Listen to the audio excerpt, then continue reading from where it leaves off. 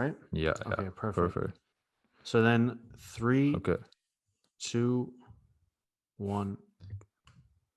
All right, and we're back. Episode 3 of the Kickback Pod. I'm your host, Josh Dominic, and I'm here with my host, Fabian. And sorry, guys, for the slight delay in uploading the pod. I know we didn't upload it on our precise 2 week timeline. It's been a couple of days delay. Definitely my fault for that. I've been kind of caught up with a lot of work, but we will be much more diligent with this in the next drop. Fabian, how you doing? I'm doing good. I am actually at the beach right now, and I've been a little busy too. That's why I haven't been so active on Instagram. Just been doing lots of hikes, been kind of, finding myself in the nature. But I'm definitely excited to be back for episode 3. I think we have a really good topic today, some really good talking points. So yeah, let's get to it, right?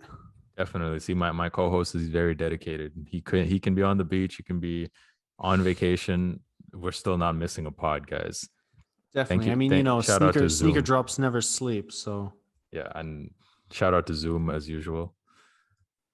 Okay, so but we wait, we should say that this episode is not sponsored by Zoom, just in case anyone tries to get any oh ideas. no, I wish it was though.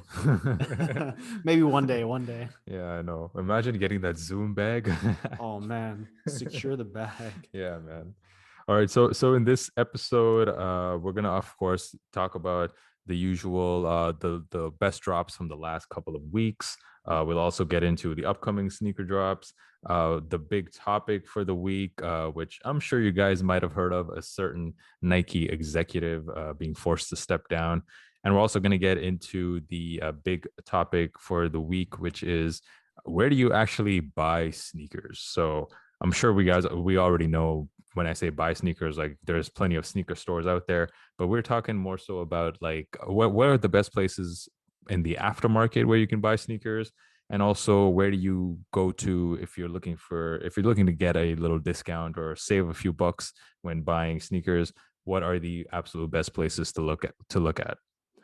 So yeah, so those are so that's pretty much the outline for this episode. So let's start off with what are the best sneakers that have dropped in the last couple of weeks. Now, Fabian, I know you've been on the beach, so you haven't really copped anything. So I'll kind I of mean, I've tried though. So like when I was at the airport, when was it? When the top hazes dropped, right? yeah. The Air Jordan 4s and the ready-made Blazers. Man, I was at the airport on my phone, on my girlfriend's phone, trying to cop both. Took L's everywhere. Um, I even signed up to some raffles beforehand. I usually like in the last like year, I haven't really been signing up for raffles, but I did for these drops because I just I really wanted them. Took L's. So yeah, in the last 2 weeks, I have copped exactly 0 sneakers. But you know what? That's okay because I've been eating great fish, copping a lot of beer and a lot of sangria. Yeah, but I bet that you've copped quite a few sneakers, Josh. So why don't you get us started on this one? Well, I mean, I've just copped a couple. I did actually, I have it right here. I did Oh, cop the nice. one you're talking about, which is the ready-made Blazers. So I got these for retail. I also got the white pair for retail. So Where'd you get them? Like what store? the black one, I got it from Soulbox. The white one, I surprisingly got a W on the sneakers app. The Oh first, wow, my first W on the sneakers app in 4 months. man. So Because we're gonna. I mean, we're gonna talk about this later. But like, the sneakers app is not where you buy sneakers because you never get a W, right? Like, no, no, I average, I would say like maybe two W's a year.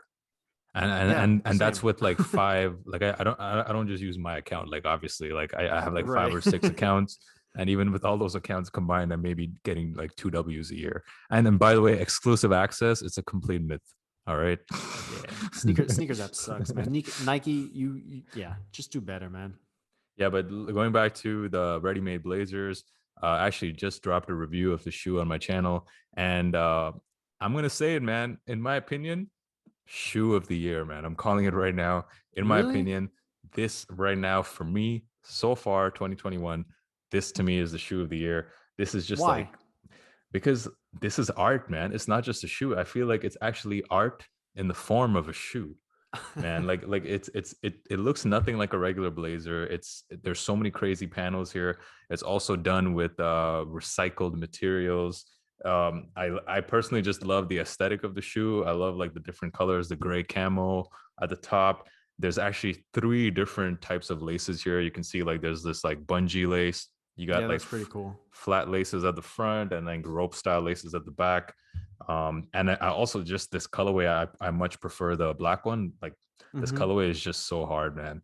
The white ones have a black swoosh, right? Yeah, the white ones have a black swoosh, and I'm not such a big fan of the white one just because it looks very similar to the off-white blazers in my Hmm. opinion.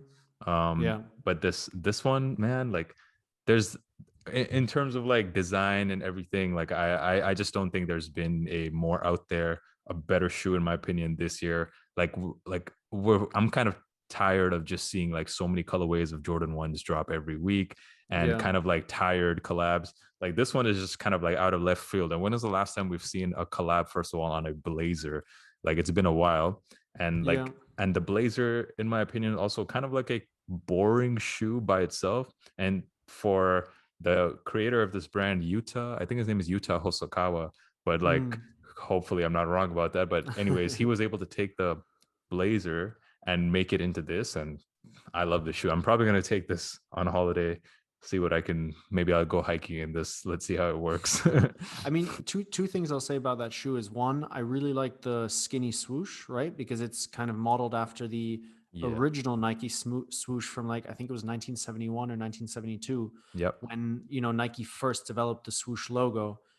It was a lot skinnier and it looked a lot wonkier than the one we know now. Hmm. And then the second thing is my girlfriend, who's not a sneakerhead at all, she actually really likes that shoe too. And when she likes a pair of sneakers that are, collab sneakers or whatever, it usually means they're pretty good. So their girlfriend approved, basically, is what I'm trying to say. Yeah, that's usually a good sign. And also like for me, like when people who don't really mess with shoes too much or they don't really care about hype sneakers, when they notice something, like Yeah. to me, that's a sign of a good shoe.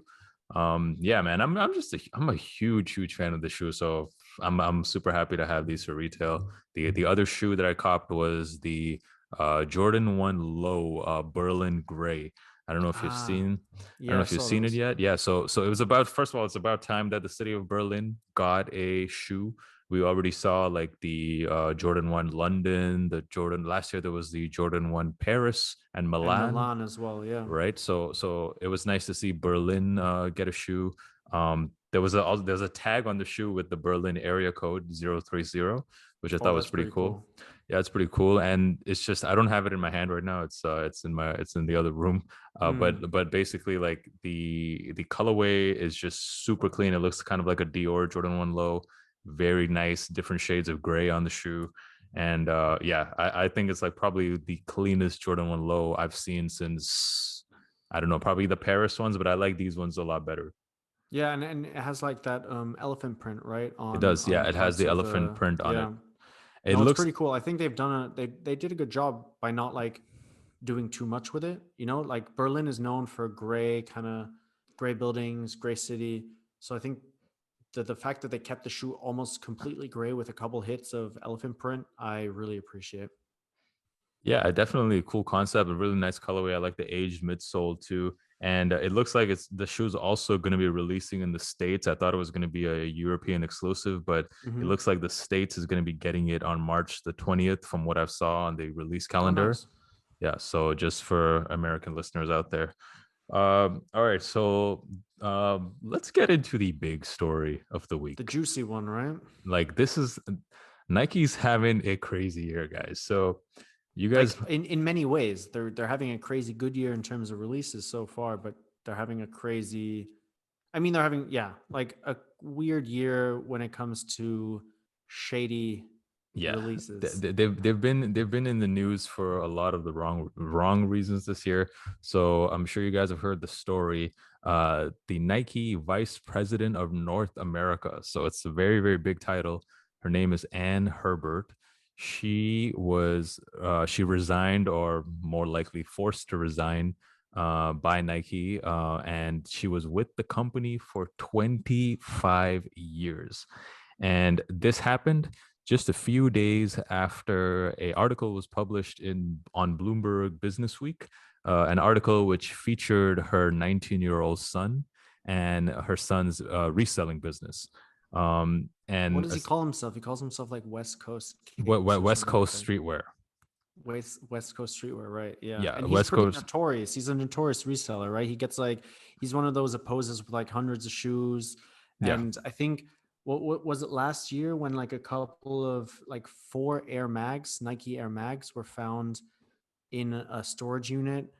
He bought them, but it turned out that they weren't actually in a storage unit. He just got them through his mom or something like that. yeah, definitely. Like, I mean, Yeah. he claimed that he discovered them in a storage unit somewhere.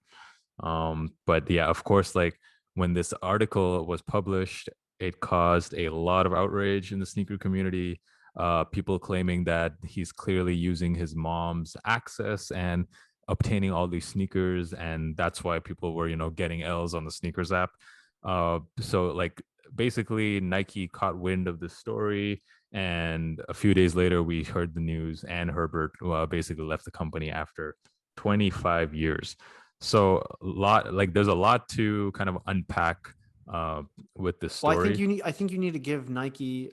Obviously, it's bad press for them, right? But you have to give them some credit on how they handled it by asking her to resign, or whatever happened behind the scenes. We don't know, but the fact that she resigned so quickly means that Nike definitely is not cool with what happened, right? And why would they be?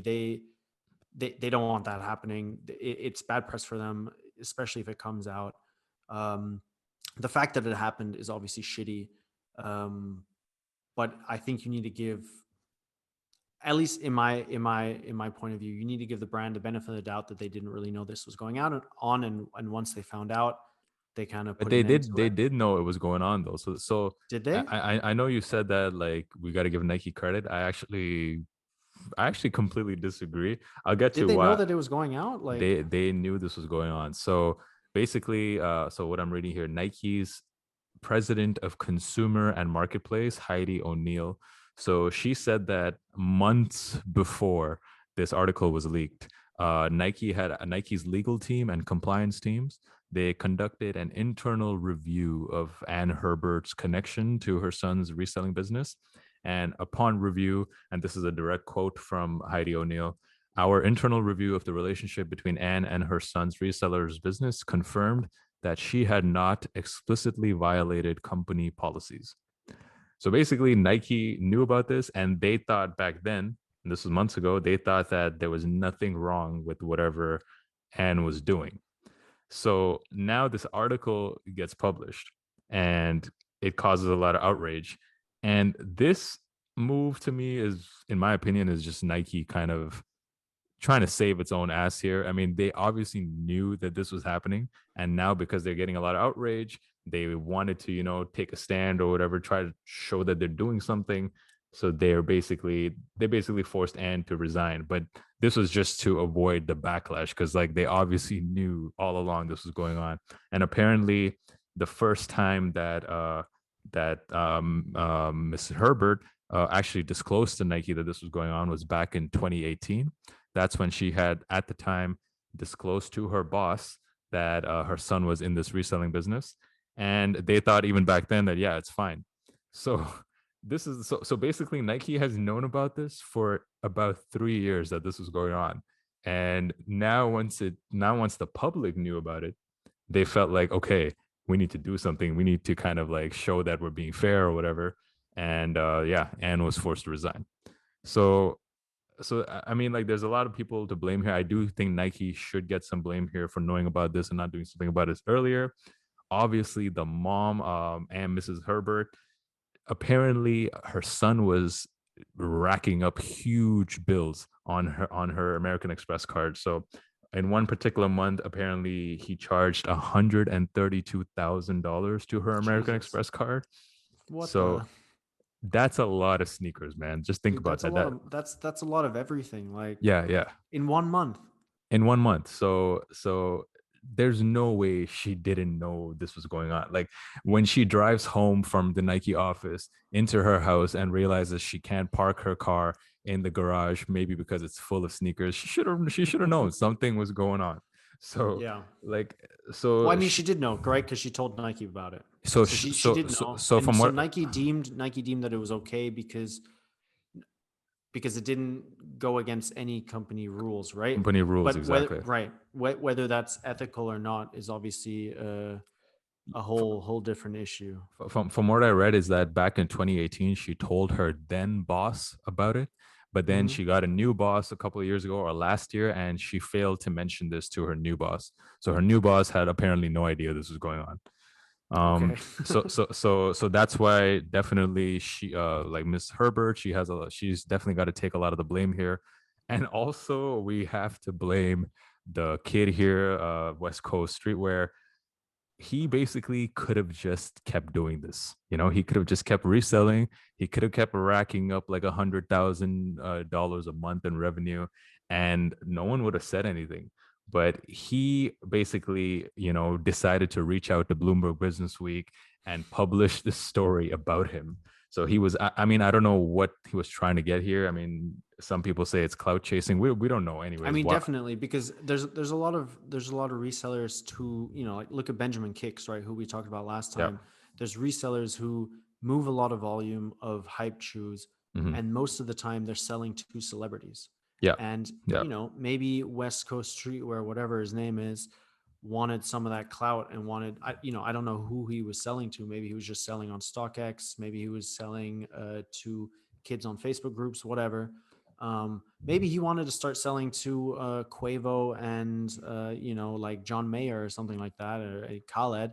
Um, yeah, so Yeah. that was probably it. I mean, it was definitely like, you're right. He could have just kept going. He could have kept doing his thing. And let's be honest, like, if you if you had, I mean, I'm not going to say that I would do the same thing, but like, if you're 14, 15, and you had the ability to get your hands on that many shoes, like, it's like, I don't know if you can like completely blame him, but you can definitely blame him for wanting the attention and going to Bloomberg and saying, yo, like, do an Right. interview about Right. me. You know what I mean?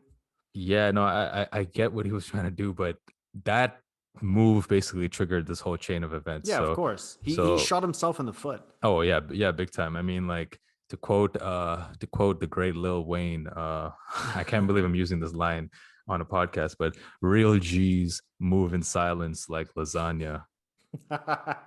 You get Such a that? good line. Such a Yeah. good line. Exactly, man. Like sometimes you just got to be quiet. Like if you have a good thing going, just be quiet about it, and like none of this would have happened. So yeah, man. So I think the kids got to blame, the Miss Herbert as well, and Nike. I think all of them have a bit to Yeah. blame here. However, I got to say there is some good that has come out of this. So basically, earlier today, the Nike CEO John Donahue uh, put out a statement about this whole matter, and he talked about basically why it happened, and this is his quote: "There's no value more core to who we are than the trust our consumers put into us and our brand and our products." And the fact of the matter is, this incident has sparked questions in some of our consumers about whether they can trust us, particularly around launch product. Yeah. And part of the way Nike is planning to rectify this is they're planning to do a complete audit of its launch process to ensure, so basically like the sneakers app, to Yeah. ensure that consumers have confidence in the way it releases limited edition sneakers. So I mean, so it looks like some good is going to come out of it. Nike's going to like basically go through the sneakers app, make sure Well, if that they they actually do that, increase. right? Yeah, I mean, they're If they, saying that right, they're I going to mean, do it. you know, right. I mean, let's be real here. The sneakers app is super murky. Like you said, like exclusive access, all that kind of stuff is a complete myth. Like, I'd say that and end launches are like the two biggest myths in the world. Um, so yes, if they actually do audit their launch process and make it more transparent, make it more fair, then sure, that's a good thing. But to be honest, I'm not holding my breath, because for me, Nike sneakers is kind of literally, like if I've not won any raffles, I'll be like, okay, I'm gonna wake up at 9 on Saturday and try my luck. Like it's not something that I'm like planning on doing every week. It's more of like a last resort. Like, fuck it, why not just try? Yeah. You know? Yeah, man. Like, I can't believe we're bashing sneakers on the one week that I win something on the sneakers app. I mean, yeah, but like you said, like it's two, two wins out of 5 accounts a year. For me, Yeah. like I think in my entire Nike sneakers career, which is probably like 3 years, I've won 2 shoes in 3 years. Yeah. Yeah. I mean, yeah, they need to do something about that for sure. Right. Which also kind of brings us to our next topic of like where to buy shoes. So for me, like definitely not the Nike sneakers app. Yeah, yeah, for sure, man. Like, so we all know how difficult it is to get anything for retail these days, not just from the sneakers app, from pretty much any store out there. So most of us kind of resort to buying shoes on the aftermarket, paying a bit of resale. So I can kind of just tell you like where I get my shoes from. So let me start off by saying with I love StockX, and not Sponsored. no, but listen, man, hold on, hold on. It's not because I use them, because I've had a StockX account for maybe like 3 years now, and I've only bought maybe two shoes on the app. Hmm. Um, I love StockX because of what they've done for the sneaker community. So what they've essentially done is they've taken like all of the like vagueness behind like buying sneakers on the aftermarket, because what they've done is they've commoditized sneakers. So the prices, like the actual price of a sneaker, is basically visible to everyone now. Like anyone can just go on StockX and know what their sneakers are worth, which Hmm. and for that reason, I'm saying I love StockX, because like this was something missing from the sneaker world before. Like prior to StockX, in my opinion, like it was like you go on what, like eBay, try to get shoes, and one person quotes you one price, another person quotes you like $300 more. You know, Yeah. it was like it was so tough to figure out what the worth is of an actual sneaker. Right. StockX has set that value. And Exactly. it's funny that you say that because like 2, 3 years ago, it used to be kind of, you would, you're trying to sell on Facebook, you're trying to sell on eBay, Instagram, and you tell someone like, yo, but these shoes cost like, I don't know, 600 on StockX. People would be like, yeah, but StockX is way overpriced. And like three No. years ago, 3 years ago, that was true. 3 years ago, StockX was overpriced. But over the last 3 years, they've done a lot, or at least the market has moved so that StockX really is the kind of Yeah, that it's the place where. the market value. And you can then say like, listen, on StockX, sure, they cost you 600, but the payout is 550. So I'll take, I'll take 550. And then you can try and circumnavigate StockX, but it does a lot in setting a price and making sure everybody kind of knows what the average value of a shoe is Yeah. on the market, which is really important, especially because there's a lot of resale platforms such as I've never used Goat, so I can't speak on that, but Stadium Goods, Flight Club, like those OG kind of stores, they're still overpriced. A shoe Mhm. that costs 300 on StockX will cost like 350, 400 on Stadium Goods, which makes no sense to me. Like, why would anyone go on Stadium Goods and buy a shoe there I when you think can it's get for the the exact same tourists, shoe man. for less? I think Stadium Goods is just for the tourists. Yeah, but Like, online, you know what I mean? Like oh yeah, online, that I people, don't understand. I Yeah. don't know who shops online at Stadium Goods, honestly. I know Yeah, there are but people who do it, but like it doesn't make sense to me. so yeah, I mean, going back to like what we're trying to discuss here, which is where do we buy a sneaker? So we know it's not the sneakers app. We know it's not Stadium Goods. So my absolute go-to place for buying sneakers is just my local classifieds. So Oh yeah. In Germany, we use there's a website called eBay Kleinanzeigen. The American equivalent, I would say, is like Craigslist. Yep. In Canada, there's Kijiji. I don't know what their Kijiji. Kijiji, yeah, yeah. I mean, I What does know that this just. mean? I have no idea, man. It's not a Canadian word, by the way. I have no Okay. idea what Kijiji means, but I use Kijiji for everything when I used to live back in Toronto. And other countries in Europe have their own local classifieds. But for me, this is like the best place to go. So what I do is I use StockX to see what the shoes are going for. And I also check what the payouts are going to be for sellers, like you mentioned.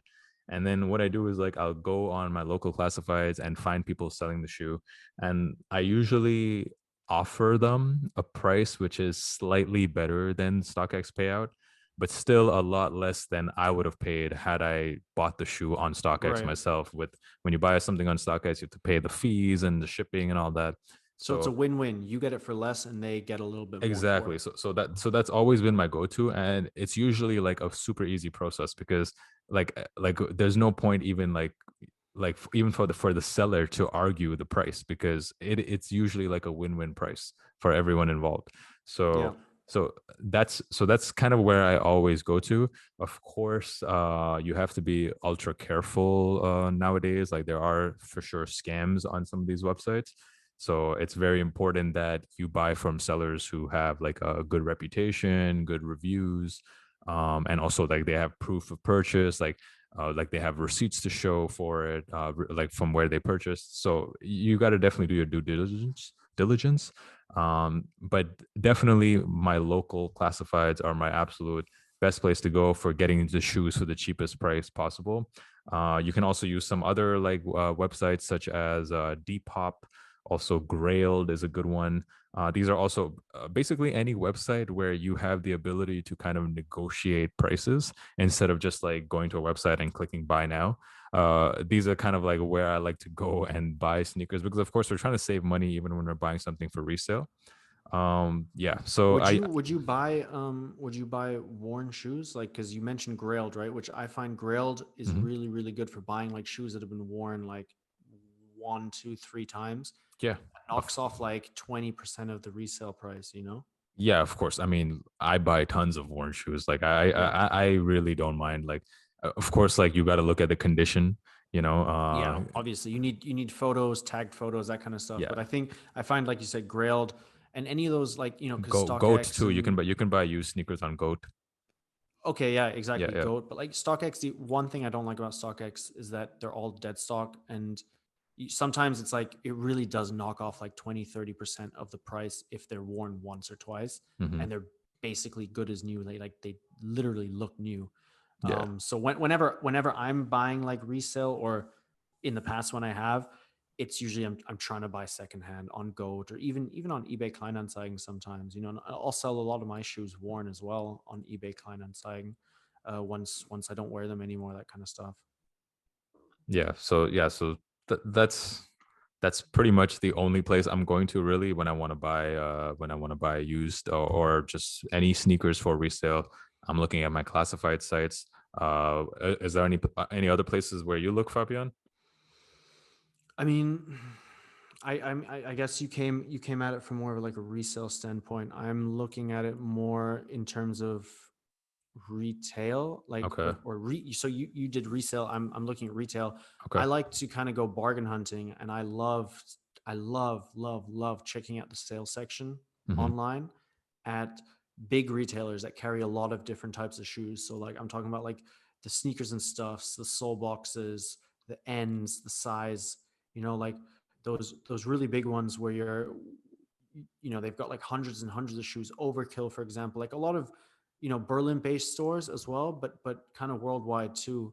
And a lot of the time during sales season you'll find shoes that I was gonna buy, but then I ended up passing on, and I'll find them for like 50, 60% off. And I'll be like, oh shit, like this is perfect, you know?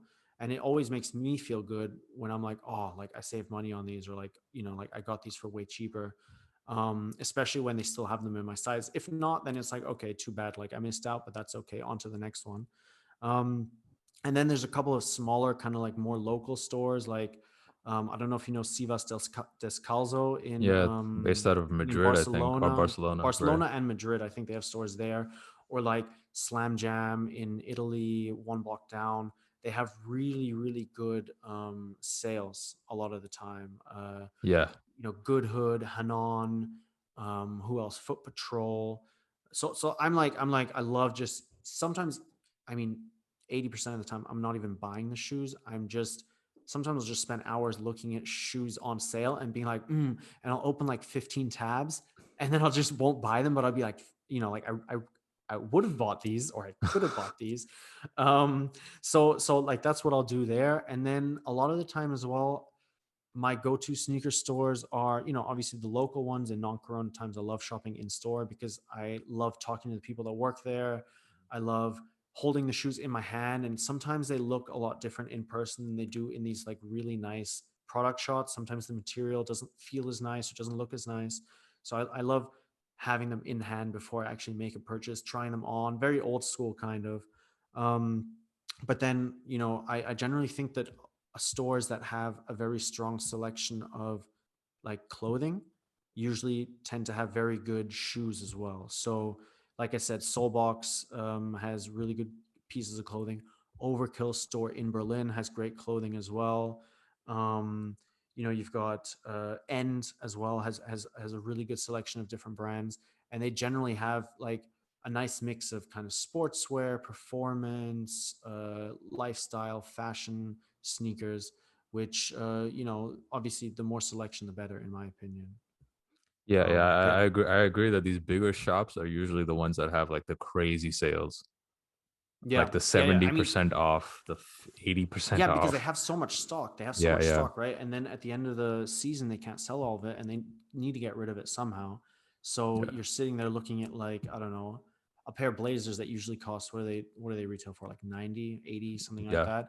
You're looking at them for like 35, 40, and you're like, oh shit, like this is a classic colorway. Cop that for $40 or 40 euros or whatever it is.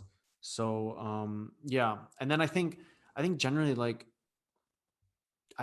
supporting your local stores is really important too. So like we're obviously both in Berlin normally, really really really strong sneaker scene there. But even some of the smaller cities in Germany, like in Frankfurt, there's a couple good stores. Like there was one store, it used to be called Überwart. I don't know what it's called now, but I think It's now Soulbox. it's called MBCY now, I think. Yeah, But I don't know what Soulbox that bought them stands out. Yeah, for, but yeah, exactly, Soulbox bought them out. Or you've got like a couple of really good stores in Hamburg, and then obviously London, Paris, New York, LA. There's so many good local sneaker stores that I find most of the time. Sure, you can like look online to see like what's around, but for me, it's always nice during normal times just going into the store, talking to the people that work there, kind of just seeing what's on the shelves definitely, and kind of like what definitely. what what, what speaks to you. So I guess at the end of the day, it really depends what you're looking for. If you're looking for like hype sneakers, then resale or secondhand is sometimes the best, especially if you miss out. Sale is always good online at the end of the season. Otherwise, I would always recommend just kind of checking out your local stores, whether that's like just a smaller skate shop or Mm. like a bigger chain like Sneakers and Stuff. Yeah, kind of just really, yeah, depends on what you want to find. For those of you who want to kind of stay on top of sales and discounts, I recommend for everyone in North America, make sure you follow at Soul Links on Twitter, and for everyone in Europe, follow at more underscore sneakers. So this guy, like anytime stuff goes on sale, like he'll post it regardless of the store. So these are both good accounts to follow if you want to kind of keep track of sneaker sales. Nice. Um, I'm gonna follow those as well. I didn't know that. Yeah. Okay. Okay. But yeah, man, one of the worst things about this pandemic for me has been like that. I'm definitely missing that whole like going to the store experience and talking to people and It's just the community feeling this. aspect, right? Yeah, Yeah. definitely. I miss that as well for sure. Yeah. Um, all right. Yeah. So, I mean, that was pretty much like places where we go and buy sneakers. Let's kind of get into final part of the show, which is what are some of the hottest sneakers coming up in the next 2 weeks? Do you want to kick it off? Yeah, so I'm gonna start with a sneaker that actually already dropped. You know which one I'm talking about? The Yeezy 450, formerly known Oof. as AKA the 451, I think was the name when it was first leaked on Kanye's Twitter a couple years ago. What a shoe. I mean, like it looks like a spider swallowing something. It looks like an octopus stuck to the bottom of your foot. And I remember the first time I saw like just the sketch of it, I was like, I need this shoe. And then Kanye shared shots of the sole, which I believe was designed by Stephen Smith. Um, and like everyone was like, oh, it's ugly, you know, Kanye, Yeezy, gross, whatever. You know how it always is. Everyone's like, oh, fuck this shoe, blah, blah, blah. And then it drops and like everybody wants it. And what I found really interesting was, and you probably know this better than me, but it was just a 30-minute sign up period, right? Yeah, that Like was. every single store had to do it for 30 minutes and then the draw was closed, which I find so interesting, kind of. Yeah, but that really kind of pissed me off because I missed out on a lot of raffles, man. Like I had no idea that they were just 30-minute drops, and like I didn't even enter many of them. I just didn't have time or didn't know about the Yeah. 30-minute raffle. So Well, like do you know, is it reselling for a lot? I haven't checked. I haven't actually checked either. I know prior to the drop, I can just quickly check right now, but I know prior to the drop, they were like, from what I saw, like $1,000, like in some Damn. sizes. And retail was like 200, right? Retail was 200, right? But apparently Yeezy Mafia. Okay, so you know what? They're not actually reselling for that much. Okay, like my size 11 is around like 340 euros. Okay, It's that's, not I it's mean, not it's it's not not too much. terrible considering that there's some Yeezys that cost 300 retail, right? Yeah, it kind of makes sense because yeah, exactly. It kind of makes sense because it's not a shoe for everyone. That's true. It's very much like you either love this or you hate this. And also, Yeezy Mafia, the notorious leakers, they basically come out and said that this particular colorway will be releasing in full family sizing in September. So Okay. that's probably that has something to do with the fact with these resale prices being so low, I think. Right. People thinking like hedging on the fact that they might still be able to get it, right? In September, exactly. Yeah. Yeah.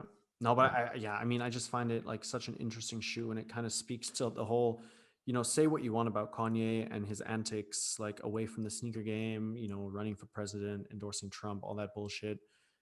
That guy knows how to run a sneaker company, and For he's got sure. such a talented team around him of designers, of, you know, color experts. Just, yeah, it's incredible. And it just, yeah, it speaks to the strength of the Yeezy brand, and like how Adidas has allowed him to kind of flourish and build his own thing, which I think is really valuable. Like, you know, he wasn't getting that at Nike, and he definitely got that at Adidas. Adidas needs to put him on the board. He's gonna. I I think he's gonna leave, man, because like I You mean, think? it's really important for him to be on the board. Like you know that whole Gap thing. Like there was all these rumors that there Yeah. would be Yeezy Gap, but apparently now like there's rumors that that whole thing is kind of called off once Kanye found out that he wasn't gonna be on the Gap board. So I think as long as Yeezy can benefit from Adidas's supply chain and production, all that kind of stuff, yeah, it's still going to go on. But as soon as he can figure out how to do it himself, which, let's be real, is going to be a while because Adidas yeah, has of global course, supply chains. definitely. So I think it benefits them. I think he's going to talk about wanting to be on the board and own whatever, blah blah blah. But I think as long as they let him do his thing with Yeezy, I think you'll be happy. Yeah, I mean, Hopefully, because they I make hope great so. shoes. Yeah, no, absolutely amazing. And speaking of Yeezys, actually, in the next 2 weeks, we're gonna see the Yeezy 700 V2 in the cream colorway dropping. I saw that one. That one, man. Okay. So first of all, the retail price on this one is gonna be only 240. Oh, that's pretty So good. it looks like in 2021, Adidas using the strategy of they're trying to bring the hype back on 700s because a lot of the 700s last year were not selling out, and Adidas was forcing stores to pull them off the shelves just to kind of like keep that hype. You know, like you don't want to be Yeah, to seeing make it look Yeezy like it was sitting. sold out. Yeah. Exactly. Yeah. And a lot of 700s were sitting last year. And honestly, I've always felt like they were overpriced. Like $300 for retail for a pair of shoes was just Yeah. kind of insane. And it's not like the quality was like better than like, let's say a New Balance, you know? So Especially after more Yeezys came out at lower retail prices, you know, then yeah, it like exactly. it makes sense for them to bring the retail price down to, you know, whatever is 220, 240. 240. Yeah. And they're also, Yeah. it looks like they're also kind of uh like reducing the stock quantity quite a bit. The 700 V1 Sun, which dropped like a few weeks ago, that one had like ridiculously little stock and it's sold out everywhere and it's even reselling for quite a bit.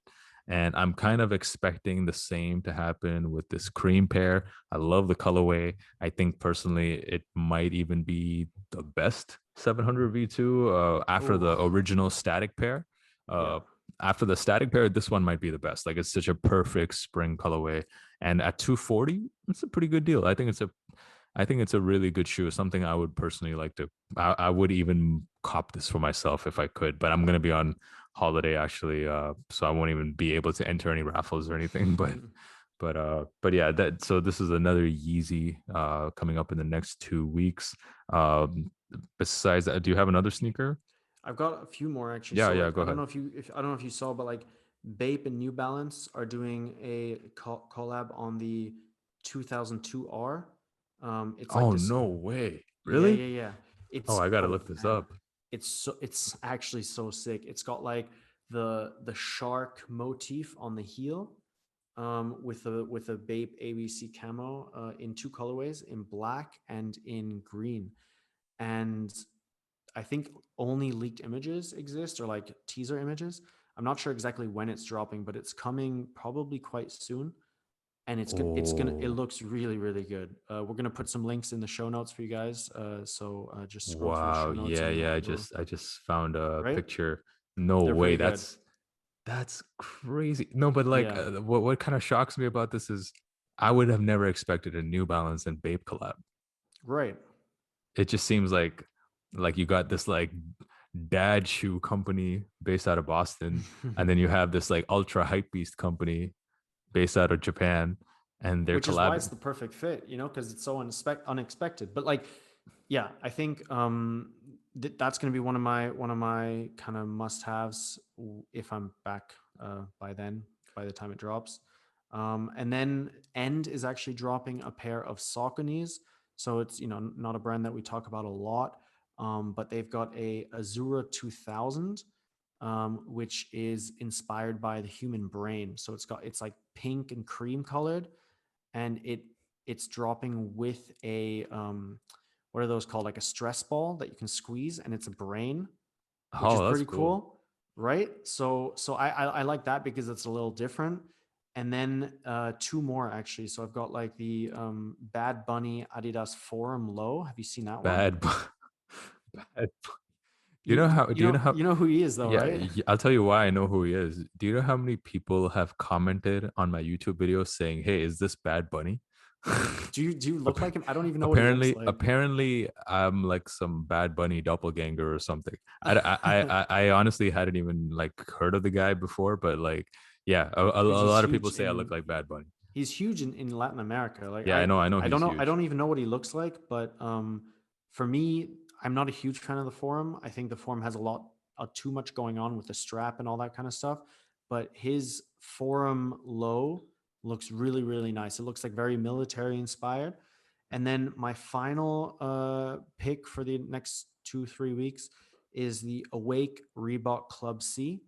I think it's just like a nice vintage cream Club C with it's got like fake snakeskin panels, I think, and that one's really, really nice. And that one's dropping at retailers such as Soulbox and others, I think, in the next 2 to 3 weeks, if I'm not mistaken. And that's like a much like a cleaner, kind of more subtle, if kind of shoe. Like it looks like a normal Club C, but then if you look closer, you're like, oh, he's got those Awake Club C's.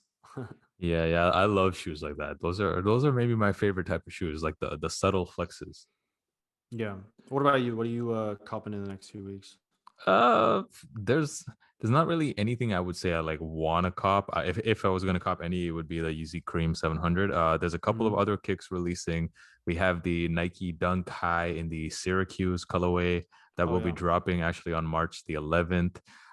From what I can tell, it seems like it's going to be one of those general release Nike Dunks that we've been seeing this year. So it will be releasing not on the sneakers app, but on the regular Nike app. And basically, every retailer out there who sells shoes, they're going to be getting the sneaker, including Zalando, ASOS, Foot Locker, Champs. Basically, any retailer is getting the shoe.